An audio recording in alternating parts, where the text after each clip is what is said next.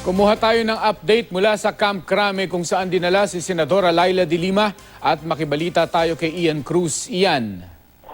Yes, Mark, bandang alauna nga ng hapon nang ipasok ang coaster na si Senador Leila de Lima dito sa PNP Custodial Center kung saan siya ikinumit ng Muntinlupa RTC. At ayon kay Dinagat Island Representative Kakabag-Aw, nakasama nga nitong si Senadora de Lima, nang makapasok sila sa Custodial Center ay binigyan muna ng briefing ng mga pulisang senadora ukol sa mga do's and don'ts sa loob ng center. Gaya ng bawal gumamit ng metal na kubyertos, cellphones at iba pang gadgets. Pwede namang magdala ng damit ang senadora pero kung lalabas daw ito ng kanyang piitan ay dapat ay naka-orange siya na damit. Sinabi rin kung sino ang pwede at hindi pwedeng bumisita sa kanya at ang dalaw mark ay tuwing Martes hanggang Linggo, 1:00 ng hapon hanggang 5:00 ng hapon. At yung area daw ng detention ng senadora ay nasa 100 square meter na compound ito. Meron daw maliit na basketball court at ang mismong detention area ay may pinto at pagpasok ay may konting space lamang daw. Merong comfort room at meron ulit na small space at yun na raw ang tungo sa magiging detention na area ng senadora. Ang nasabing silid ay may isang kama at ceiling fan.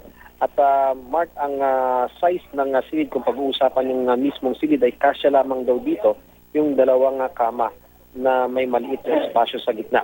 At maaring tuwing Martes at Miyerkules ay maaring dumating ang staff itong si de Lima mula sa Senado at para nga magampanan pa rin niya yung kanyang function bilang senadora. Doon naman sa area na pinagkukulungan niya ay wala daw ibang nakakulong doon at hindi rin daw makikita ng senadora yung pinagkukulungan ng iba ng mga dati niyang kasama o ng mga dating senador na sina Senator Estrada at Senator Revilla na nakatiis din sa PNP Custodial Center.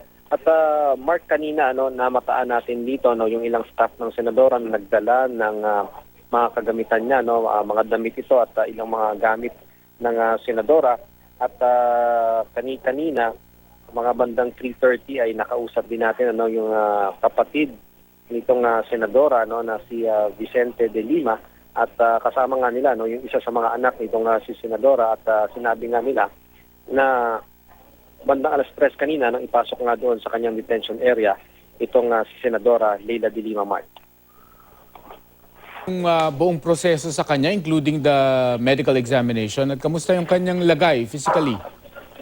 Mark, kanina nung natanong natin si Representative Kakabag-Aw kung kumusta ang senadora, sabi niya wala siyang nabanggit ukol doon sa kanyang blood pressure dahil kaninang umaga naitala nga na medyo mataas ito. Pero kanina nung kinumusta natin ng kongresista doon sa kalagayan niya ni Senadora de Lima, wala naman siya nabanggit ukol doon. Pero ang sinasabi lang niya, kumain ng late lunch ang senadora at composed naman daw ang senadora doon sa kanyang pagharap sa kanyang abogado na si Attorney Alex Padilla at dito nga kay Representative Bag-Aw, Mark. Okay. Maraming salamat Ian Cruz. Wala ka naman, Mark.